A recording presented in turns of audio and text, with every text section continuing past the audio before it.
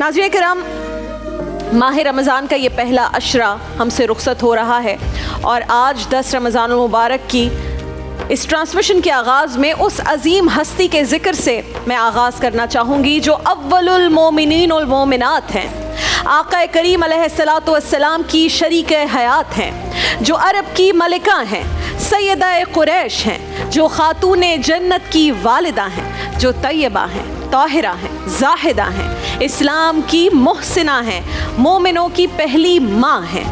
आज हम उस अजीम हस्ती का जिक्र कर रहे हैं जिन्होंने खुद रसूलुल्लाह सल्लल्लाहु अलैहि वसल्लम आकाए दो जहां को निकाह का पैगाम भेजा, जिन्हें खुद रब्बे कायनात ने सलाम भेजा, जिनके माल को रब्बुल आलमीन ने अपना माल करार दिया, जिन्होंने नबी के कदमों में माल और दौलत का ढेर लगाकर गरीबों में बांटने का इख्तियार उन्हें दे दिया, जिन्होंने अपना सब कुछ दीन इस्लाम पर वार दिया, जिनकी हयात मुबारका में अल्लाह के रसूल सल्लल्लाहु अलैहि वसल्लम ने दूसरा निकाह नहीं किया और आपने भी कौन सा ऐसा हक है जो अदा नहीं किया। ऐलान नबूवत के बाद जिन्होंने सबसे पहले तौहीद और रिसालत की गवाही दी, जिन्होंने नमाज फ़र्ज होने से पहले भी नमाजें अदा की, जिन्होंने ज़कात फ़र्ज होने से पहले ही गरीबों और मसाकीन की झोलियाँ भरी, जिन्होंने पर्दे के अहकाम नाजिल होने से पहले ही पर्दे की पाबंदी करके दिखाई, सखाफत, जानिसारी,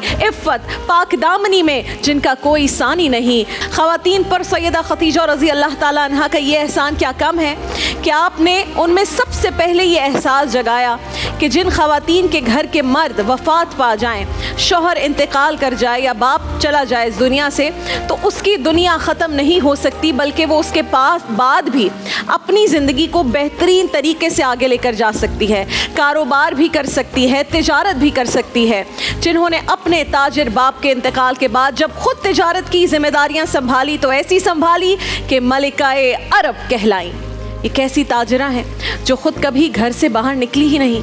ये कैसी ताजरा हैं जिन्होंने कभी जाकर किसी और मर्द से गुफ्तगू नहीं की, लेकिन नाज़रीन कराम वो तिजारत पेशा खातून भी थी जो कभी माल फ़रोख्त करने के लिए ख़ुद बाज़ार तशरीफ़ नहीं लेकर गई, लेकिन इसके बावजूद मक्के में और मक्के से बाहर भी उनका माल सबसे ज़्यादा बिकता था।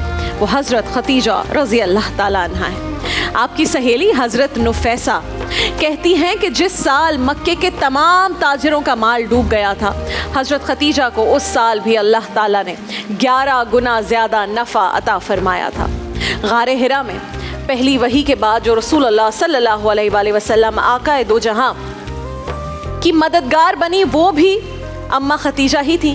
पहली वही के नज़ूल के बाद रसूलुल्लाह सल्लल्लाहु अलैहि वसल्लम गारे हिरा से घर तशरीफ़ लाए तो इतनी बड़ी ज़िम्मेदारी के एहसास से आपका चेहरा अक़दस सुर्ख था, जिसमें कुछ अहादीस में ये भी बताया जाता है कि कपकपाहट थी। आपने हज़रत खदीजा से फ़रमाया कि मुझे कंबल उड़ा दो। आपने आका करीम मोहम्मद मुस्तफ़ा सल्लल्लाहु अलैहि वसल्लम को कंबल उड़ाया और फरमाया, अल्लाह की कसम, अल्लाह आपको कभी गमज़दा नहीं करेगा, क्योंकि आप सिला रहमी करते हैं, कमज़ोरों की मदद करते हैं, अपाहिजों का बोझ उठाते हैं, नादारों को कमाने के काबिल बनाते हैं, मेहमानों की खातिर तवाज़ो करते हैं। और ये वो तसल्ली भरे अल्फाज से नाज़रीन कराम जिन्हें सुनकर आप सल्लल्लाहु अलैहि वसल्लम के दिल को सुकून मिल गया। ये वो दौर था कि जब पूरा मक्का रसूलुल्लाह सल्लल्लाहु अलैहि वसल्लम का मुखालिफ हो गया। हज़रत खदीजा ने उस दौर में भी तकलीफ़ें देखी, आजमाइशें देखी, मगर हर मौके पर वो डट कर रसूलुल्लाह का साथ देती रही। इस्लाम की खातिर मुसलसल 3 साल तक आप सब जानते हैं एक पहाड़ी पर, घाटी पर सोशल बॉयकॉट का सामना किया मुसलमानों ने। फाके सहे, दरख्तों के पत्ते तक खाने पर मजबूर रहे, मगर कभी कोई शिकवा नहीं किया।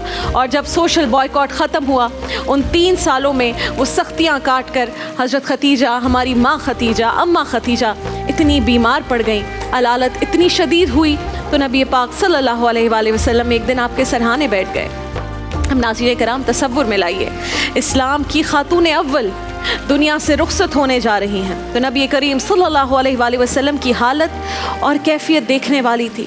इस मौके पर हज़रत खदीजतुल कुबरा के 2-3 जुमले हैं जो इंसान को तड़पा देते हैं। फरमाती हैं, या रसूल अल्लाह, मैं शर्मिंदा हूँ कि मैंने ज़िंदगी में आपका हक़ अदा नहीं किया। रसूल अल्लाह ने यह सुना तो तड़प उठे। फरमाते हैं, खदीजा ये तुम क्या कह रही हो? जो कुछ तुम्हारे लिए मुमकिन था बेहतरीन अंदाज में तुमने किया। और मुझे तुमसे कोई गिला नहीं है, कोई शिकवा नहीं है। तुम अशरफ तरीन और तुम बेहतरीन खातून हो।